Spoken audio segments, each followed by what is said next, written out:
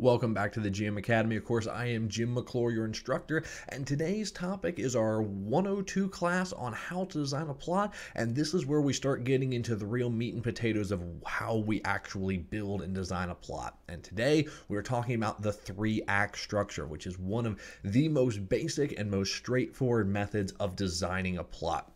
Now, the 3-act structure has been used, pretty much since the early days of storytelling. It's used in literature, it's used in movies, it's used in tabletop, which of course is what we're here to discuss.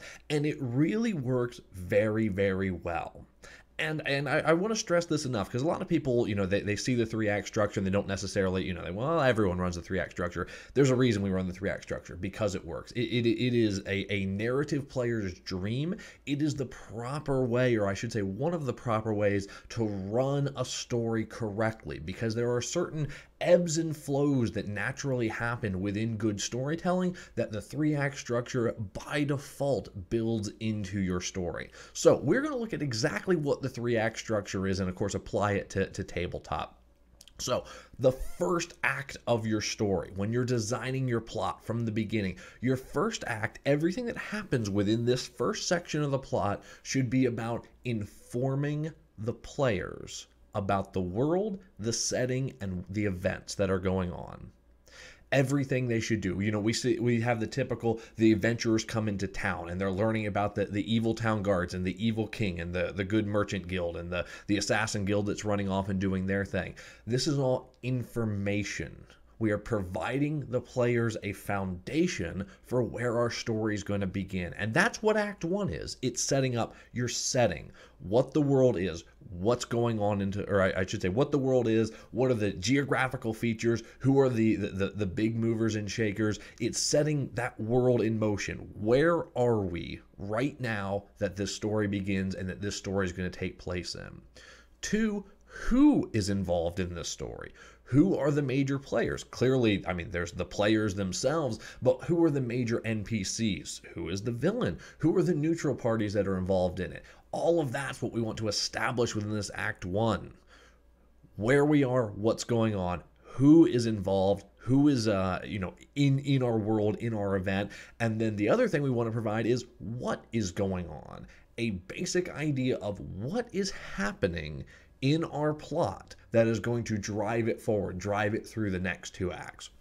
So when you're designing your plot, the thing you want to think of is that at the beginning, when you're in Act 1, and we'll get into, how long Act 1 should last and all of that later in our 201 classes, but just think the beginning of your story, however long it needs to be, is Act 1. And in Act 1, we need to establish where we are, who is there, and what's going on.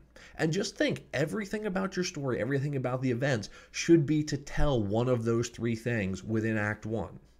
And we don't leave Act 1 until we've established all 3 of those things. Again, where we are, who is there, and what are we doing? That's what we want to establish, and that is our first act. Act 2 really comes in 2 parts. So we're going to talk about sort of Act 2 Part A, and then we'll talk about Act 2 Part B. In Act 2 Part A, what we are wanting to do is at this point, the story is now moving forward. Our players are invested in the story. We know what's going on. We want to set up events to let the players win.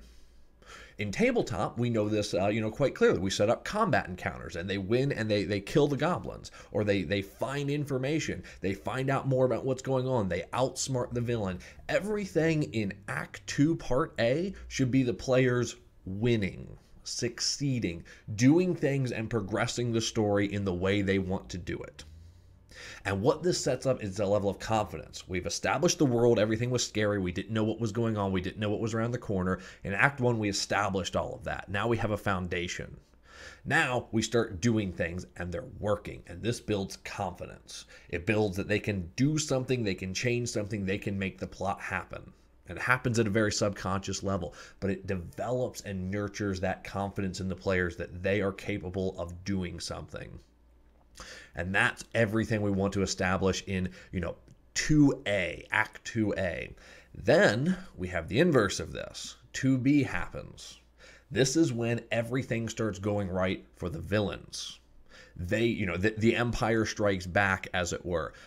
This is when the villains strike back, the PCs fail. And again, we'll get into what all fail and all of that means later, because it doesn't necessarily mean that they lose a combat or anything of that nature, but their actions are no longer working. The villains are taking ground. The cultic ritual has now started and the ground is shaking. They clearly failed to stop it, despite the fact in part of Act 2A, they thought they were succeeding in slowing them down. Turns out they're not. And this adds our sense of drama to the event. Now, while the PCs know that they have confidence, and the players know that they are capable of enacting change and doing things and succeeding in the story, Act 2B has taught them so are the villains.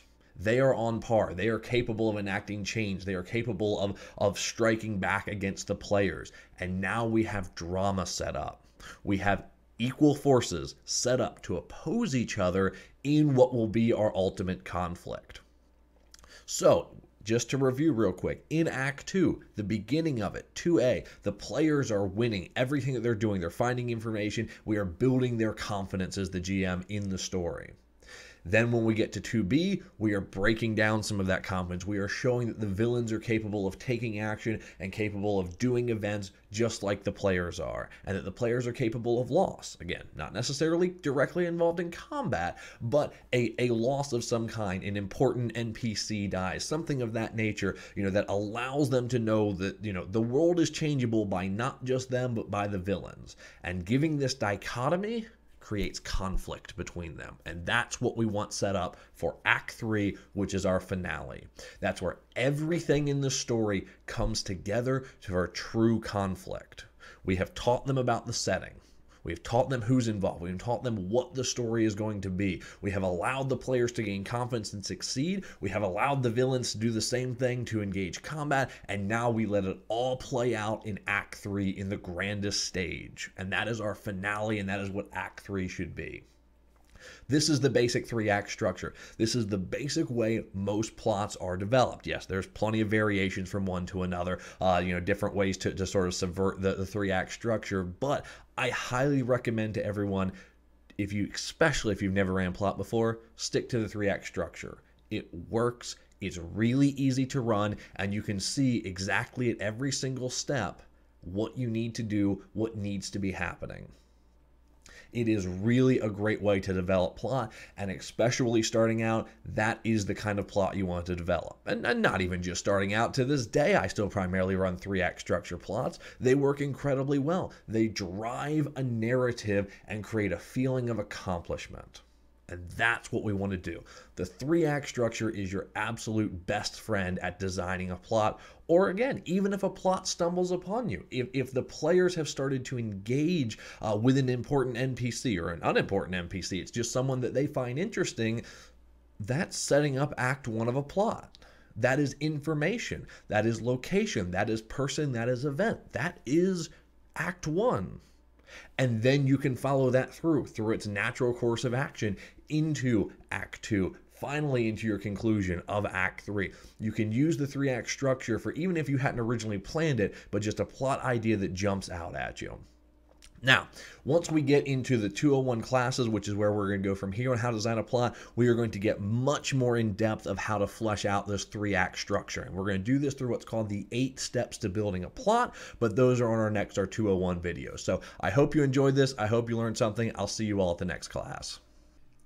Thank you for watching the GM Academy. You can click the video to see all of our classes on how to design a plot, and you can subscribe to get all the latest information and videos from the GM Academy. If you enjoyed what you saw here, please hit the like button. It really does help us to continue to put out quality information to the community. Again, thank you for watching, and thank you for your support.